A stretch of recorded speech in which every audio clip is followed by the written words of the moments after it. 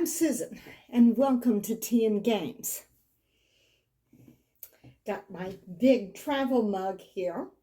Oh, the places you'll go! And the places we are going today. Today we are going to visit Arzium, a world created by Ryan Laukat of Red Raven Games.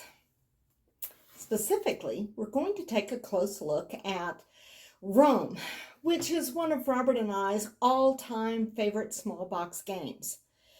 We have favorite games that are big box games, but small box, this is our go-to an awful lot.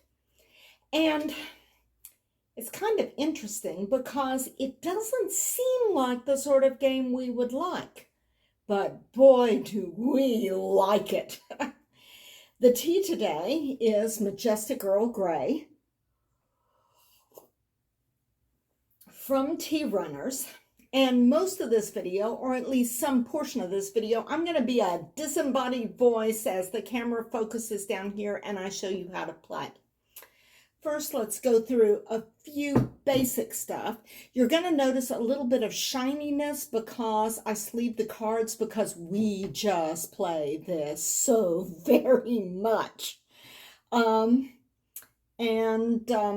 You're also going to, we also did an upgrade on it. I got the coins, metal coins to replace the cardboard coins. They have a frog on one side, which is kind of adorable, and they have a nice feel to them too. There's just something about metal coins, you know. And I also got the animal pack. Well, not all of these are animals. I also got like the animal pack, which we usually play with. I pulled them out here to show you Norlo the Numbat, who was licking a potion bottle, and Crimson the dog, Voracious the cat, Lolo the packbird. Every time that this card comes up, and it doesn't come up in every game, but every time it does, Robert always gets this card, and it just makes him cringe, and it kind of makes me cringe a bit too, because Lolo the packbird is choking on an old sock. Most of the little flavor text here are a little bit less distressing than that, and your starting characters have no flavor text at all. Everybody gets starting characters. The colors are, it's a 2 to 4 player game. The colors are yellow, blue, green, and red, and you can choose your characters according to your favorite color, or you can choose people who look like you, because the character representation is pretty diverse, including people that are kind of alien looking there, blue people, and some of the other characters. Now, the starting characters have no flavor text, but they do have patterns. I normally play green in games, but for this game, I play red. I chose characters that don't look like me. We got a lot of amphibious stuff going on here.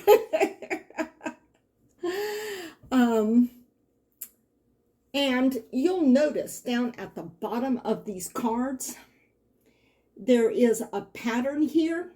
And what you're going to be doing is you're going to be putting little tokens on a landscape grid, because this game is area control and area majority. But it's not like really distressing area control, area majority, shall we say, at least not to us. We tend to like kinder, gentler games, and this game, this is the pattern you'll be putting down, and you'll be putting it down from your orientation. I'll go into that in the next section when I actually look at the game, but this game is one of the games that's our go-to game for relaxing games. Just kind of enjoyable, chill games when we just want to sit down and turn over cards and see a familiar face, I guess you might say. because we've played these so much. We just turn them over and we're just going like, oh, look who this is.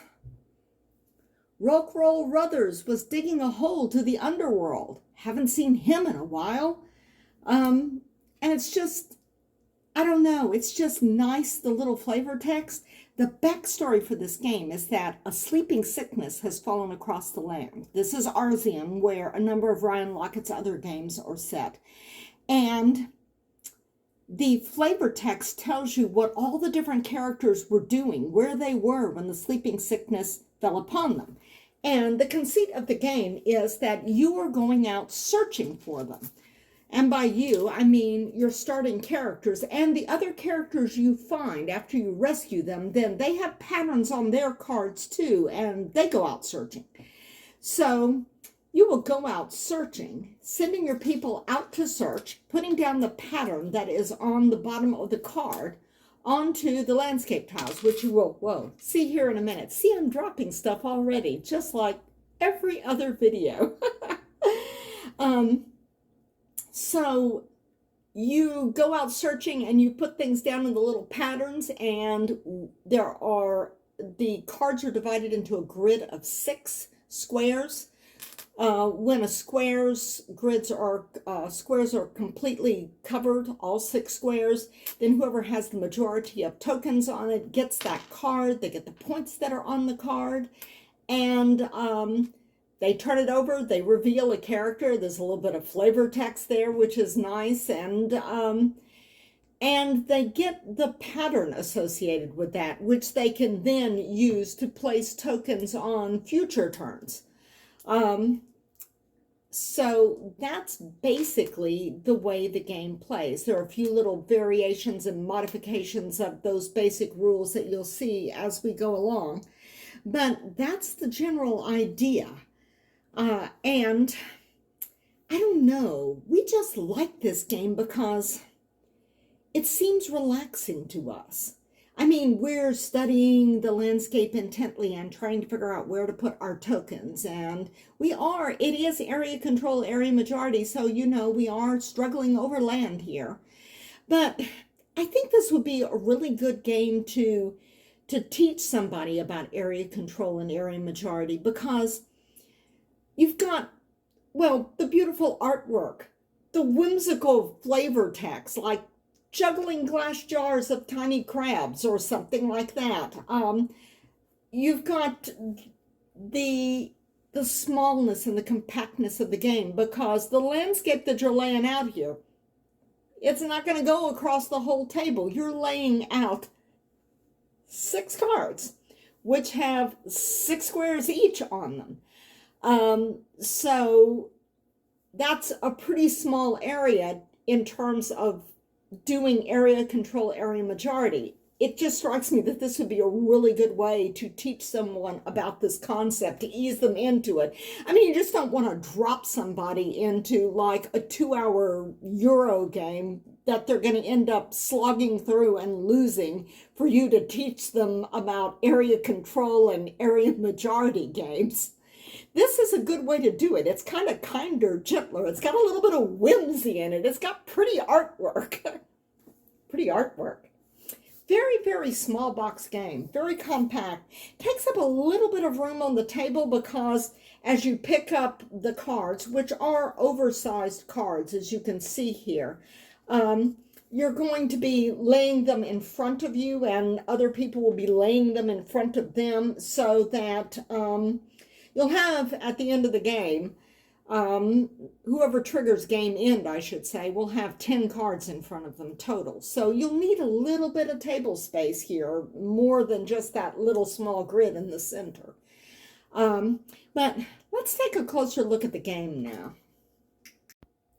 Okay, so here we have the game set up on the table. I'm sorry it's not quite centered. That's kind of the best I could do with the way I've just sort of rigged the camera here. You have this 2x3 grid. You'll notice there are gold coins on some of the cards here. You will pick those up when you cover them. These are your starting characters.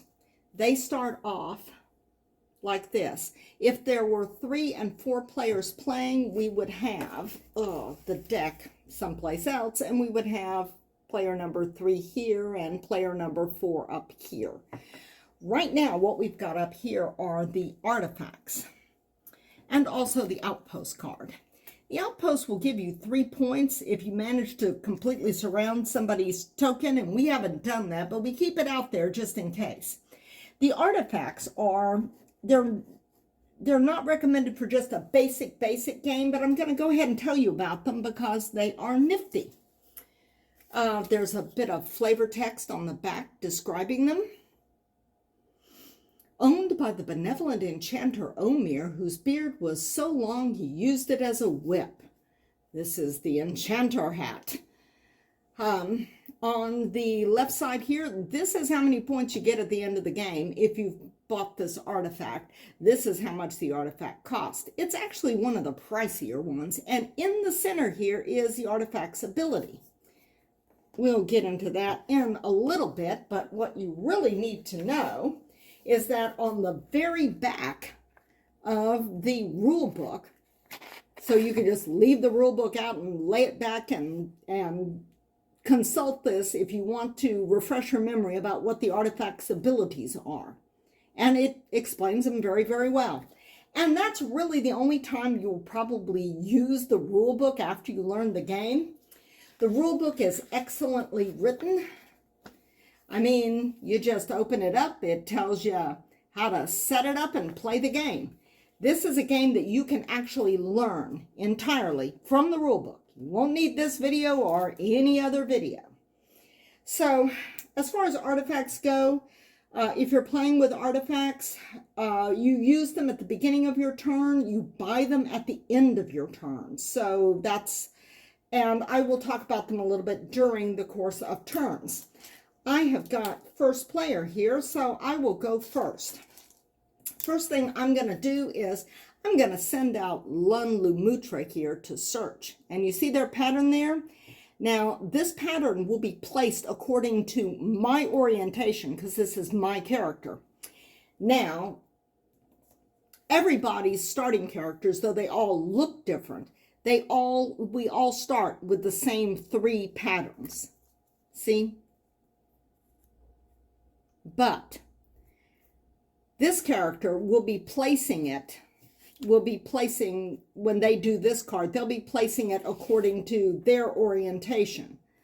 And I'll be placing this according to my orientation, which is this way. So, right off the bat, I'm going to do this, because this is an easy choice. Even though this card only has 2 points, I get 3 coins off of it.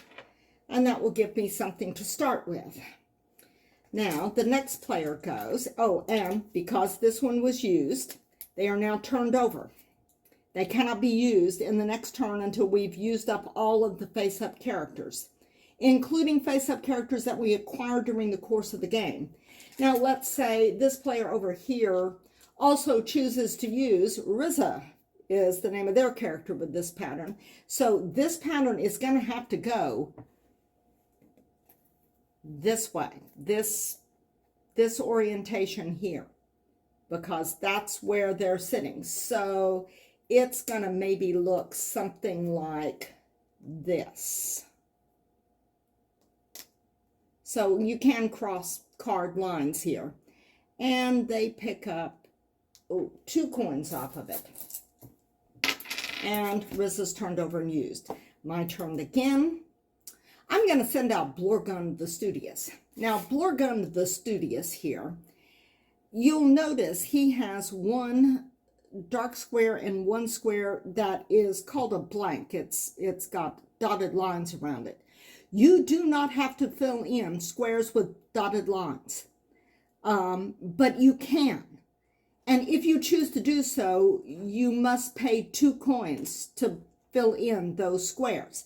Now, one of the neat things about this is that although you need to keep all of your squares when you're doing a pattern, you can't have them sticking out over the edges here. It's all got to be contained on this grid. If you've got a blank, which is a square with a dotted line around it, that dotted line square can hang off the edge. So if I wanted to do Blorgund the Studious here, with his pattern and not fill in the blank, but just put him here to get that coin, and let's say it's oriented this way so that this is the square. See, he's this way in my hand, my orientation. The square is here, the blank goes off the edge, and that's okay. You just can't have any token places off the edge. I'm not going to pay extra for the blank right now. This Enchanter Hat artifact that you saw, I showed you earlier, it will, if you have this, you'll get a free, you can place a blank for free, at which point you turn this over. And then it will be refreshed at the same time your characters will be refreshed, which I'll talk about later. Okay, so now it's their turn. They're going to do Tanian, send Tanian out to search. There's the search pattern. Their orientation would be this way. So let's see where we want to put Tanian. Let's say we put Tanian, okay, here. No, not there. It's like, no, not there. Here and here. Yeah. And now we turn them over. Okay. There's a couple of things to note about what's going on the board right now. First of all, they have the majority on this. There are some artifacts that you can get that would allow me to, if I had them, I could maybe bump a square off or replace it with my square. But for the most part, they've got a majority on it, so they just need to fill in these two and they can claim the card. Something to note about this card, which has two different colors on it. Now, let's say that my opponent totally filled this card except for my one square there. They went ahead and they got all of those squares covered. They would claim the card, but I would get a coin because I have a presence on the card. If I had two of those on there, I would still get one coin for having something on the card. Now, if there's a situation going on where there are an equal number of squares, equal number of colors on here, a card has been completed. Let's say yellow put down this last one. So a bidding war now starts for claiming this card. Whoever wins it must pay. And sometimes you may just want to let the card go because you might be broke, and that would mean that you could not spend a coin or two to refresh a character early, or spend a couple of coins to fill a blank that would give you everything you needed on another card. So there are strategic considerations as to whether or not you actually want to win a bidding war. It's something to consider.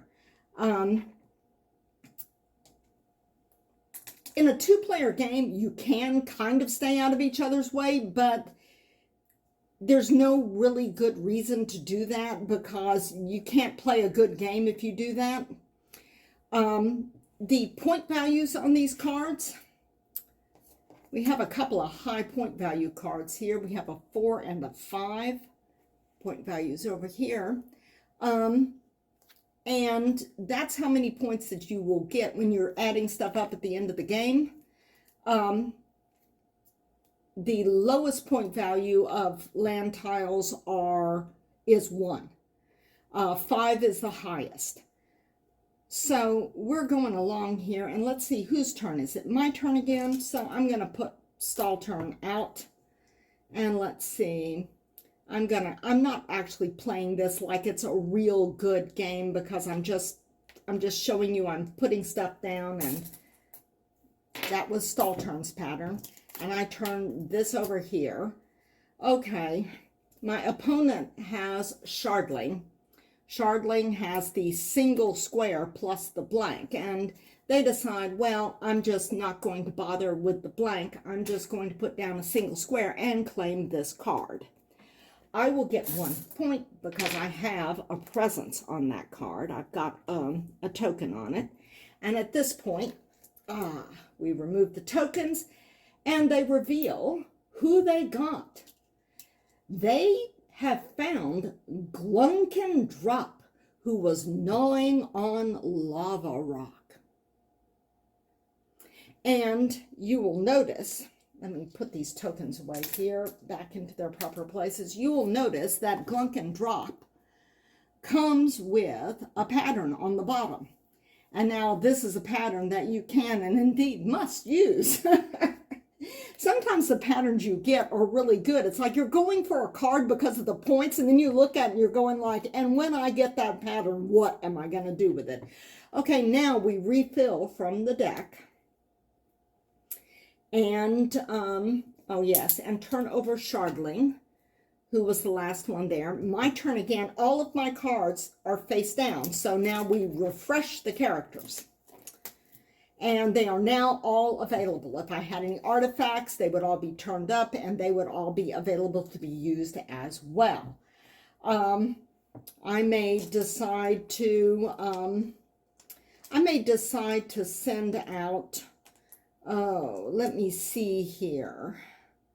I want to send out Lunlumutra again because I'm going to get more coins. And the coins are important because they don't get you anything in the end of the game. There are no points for coins. But you can buy artifacts with coins, and artifacts give you points and special abilities. You can pay 1 coin. Let's say when my turn came around again, I'm looking at this and I'm going like, well, dang, I wish I had Lunlumutra to play again because that would be such a great pattern to do again. I could pay 1 coin per face-up character that I've got in order to refresh everybody early. Or let's say, oh, I really actually I need 2 in order to finish up a card. So I want to pay a couple of coins in order to be able to place that blank there. So having coins gives you stuff you can do, not to mention the fact that if you get into a bidding war over a valuable coin, it gives you a valuable card. It gives you a bit of leverage. So my characters have been refreshed. This guy, and I've used one of them.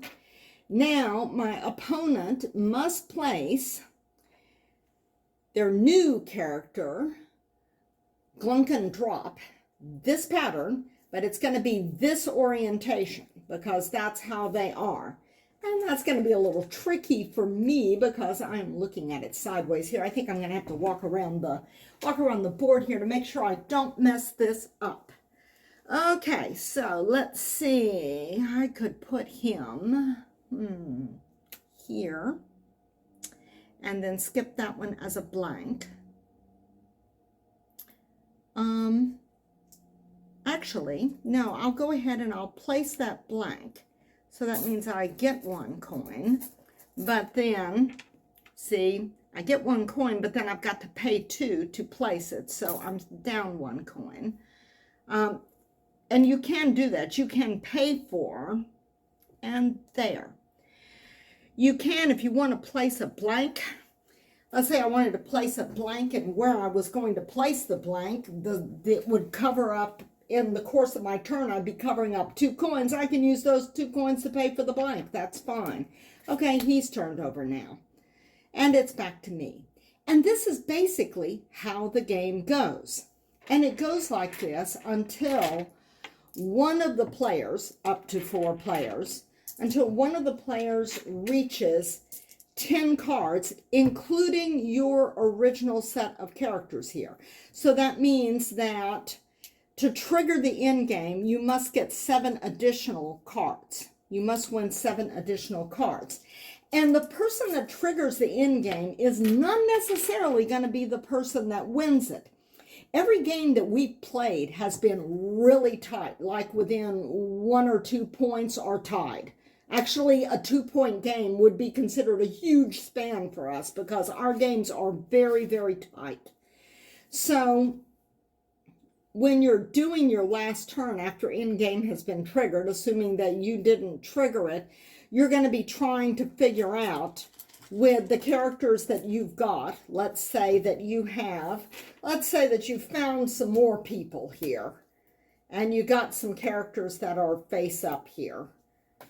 And you're going to be looking at these, and you're going to be seeing if you can claim one more card in order to get the points on the card. Let's say if I had this card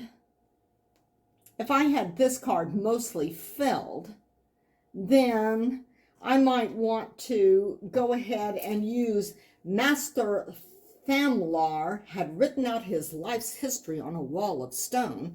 I might want to use his pattern here to complete this and get this card. That would give me an extra coin. Sometimes you're going to try to look to complete the card after game end is triggered. Sometimes you're going to be looking, it's like there are no cards you could complete. So you're going to be looking around and going like, okay, let's see, I've got this pattern here and I can get 2 coins off of it. And those 2 coins plus what I got would allow me to buy this artifact, which cost a whopping 7, but would give me 3 victory points. So, I mean, you're trying to figure out right there at the very end, everybody that's taking that last turn after in-game triggers is trying to figure out the most points that they can get, either by finishing up a card, getting the points off the card and getting coins off the card, and then what they can buy with artifacts to get not artifacts for their abilities, but for those extra points, which can vary from, I think, 1 to 7. I know we've got, no, not 7. That 7 is the coin. 1 to 3, I think. I don't think there's any that gives more than 3. There could be, though. Yeah, you can get a few points off of artifacts, and you can get a few points off of finishing cards, and you can get a few coins off of cards, maybe. Just enough to be able to bring you up even. And this is especially important because whoever triggers the end game, it doesn't have, obviously does not have as many cards as the person who triggered the end game. If somebody's got 10 cards, and the other players are going to have less than 10 cards, finishing up a card could bring them up to 10. If they're way behind, also, if they're way behind, it doesn't actually even mean that they're way behind in points. Because if they have fewer cards, but they've managed to pick up a lot of 4s and 5s, then, you know, they're going to be in better shape possibly than somebody who has triggered the end game and their cards are 1s and 2s and 3s. So there are considerations like that where you've got to try to figure stuff out. So there's actually a lot of things to think about in this game. It's not a brain-breaking game, but it's interesting. Figuring out where to place stuff. Figuring out how to place these patterns. Oh yes, and one of the other things I wanted to show you here is, let me see here. Let's say, okay, let's refresh all of their characters here. And let's say that they wanted Riza to do a pattern here. And Riza's pattern would have her going like this with that orientation. So, but what they really wanted is they wanted to go here, here, and there. Except that they're not going to go there because this already has a piece on it. So if you don't have to have an empty hole on the landscape in order to be able to do this.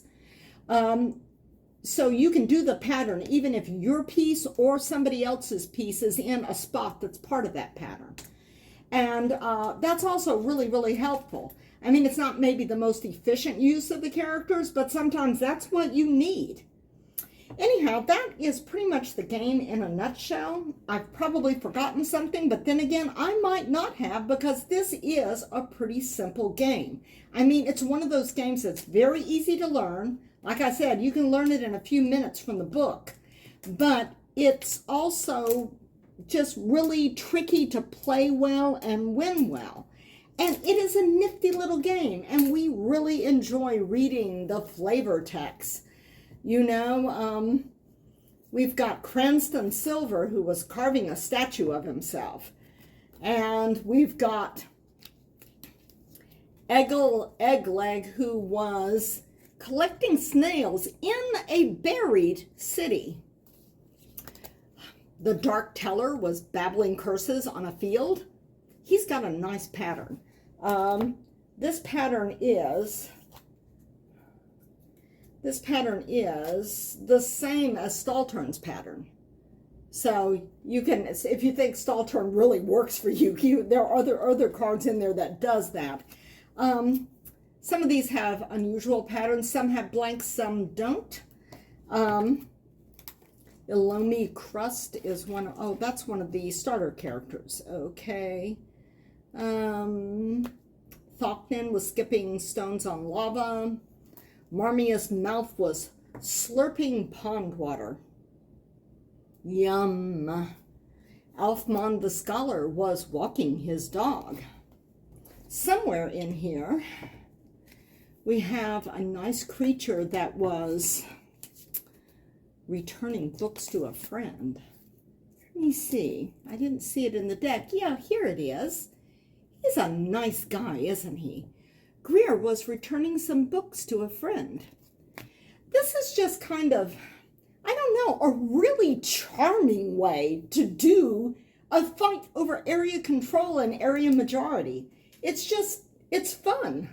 And I've just made a complete mess of all of this. Anyhow, I will leave it at that, and we will go back to the table here.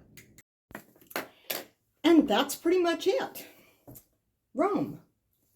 Box is right side up.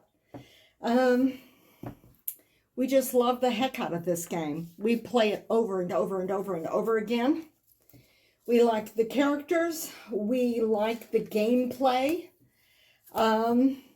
We like the story, because I kind of keep the story going when I play. I'll say, I'm sending Staltern out to search. And when we get a character, we'll turn it over and read aloud that Rolkroll Ruthers was digging a hole to the underworld. And I can see how some people, this might not be their thing, but it's a nice little game. It's fun. It's thinky without being brain-breaking. It's super simple to learn and to teach, super simple to set up. It's got whimsy and good artwork. And yet at the same time, this is an area control, area majority battle. And we play it so much, I sleeved it. Because I want these cards to last forever. Ooh, Embre Mise was telling stories to a pack of rabbits. Oh yeah, we've also got another guy who was setting traps for invisible squirrels. There's just all kinds of interesting things that turn up. And there's just, even though we're familiar with the cards and the characters and the stories, there's still that little ping of delight when we turn over a card after one of us has gotten it and see who it is and what they're doing. But I like this game. My husband likes this game, and I hope that you like this game too. I hope that I've shown you something here that'll make you think about it. Even if you don't like area control and area majority games, this is a place you might want to go. Oh, the places you'll go. Take a little trip to a little corner of Arzium.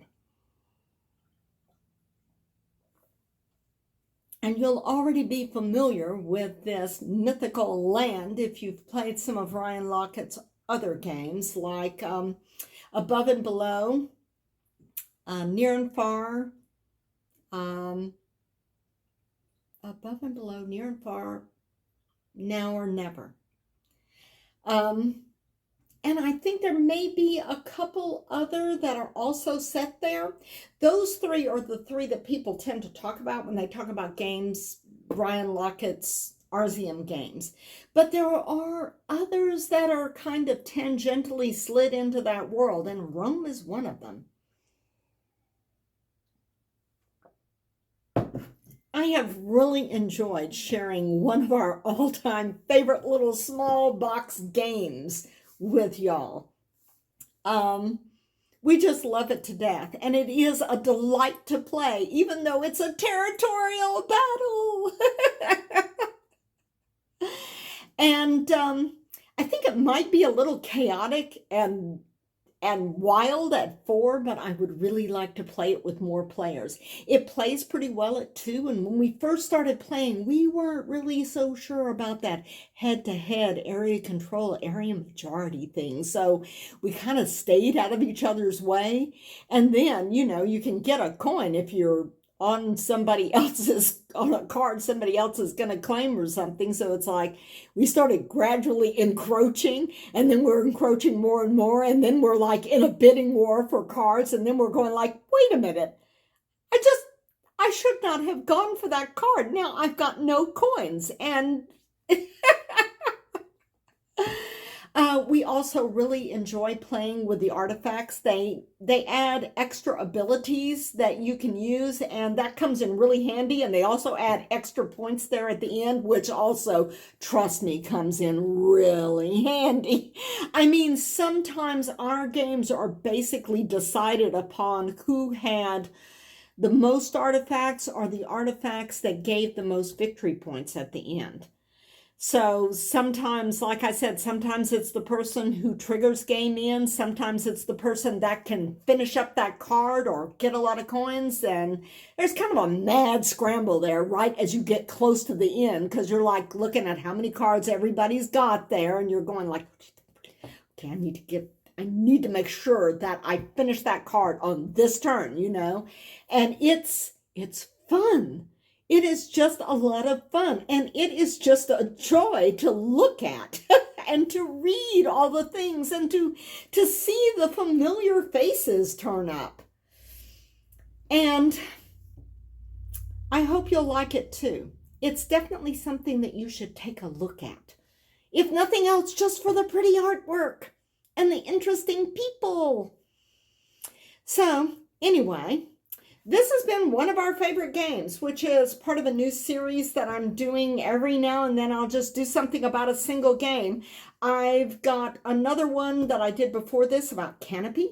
If you want to check that out, it will be in the same playlist as this one. And until the next video, I will see you next time around the table. It's been fun. Bye.